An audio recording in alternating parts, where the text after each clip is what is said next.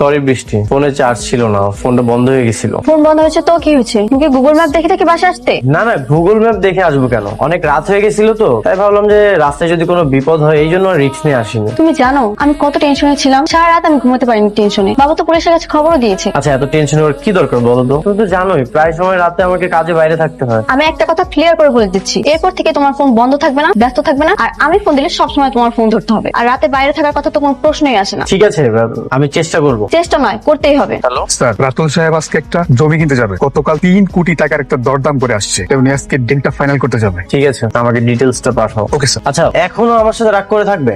আমার 10টা না 5টা না একটা মাত্র তোমার 10টা না 5টা না একটা মাত্র স্বামী আমি। তো রাগ করবো না? সারা রাত আমাকে টেনশন রাখছো। আচ্ছা, এখন থেকে আর কোনো টেনশনে রাখবো না। আচ্ছা যাও, ফ্রেশ হয়ে আসো তুমি, আমি খাবার দিচ্ছি। সত্যি করে বলো তো, আর রাগ করে নেই তো? না। ঠিক আছে, আমি ফ্রেশ আসছি। জমি বিক্রি হয়ে গেছে মানে? গতকালকেই না আমি বলে গেলাম 3 কোটি টাকা দিয়ে জমি নিব।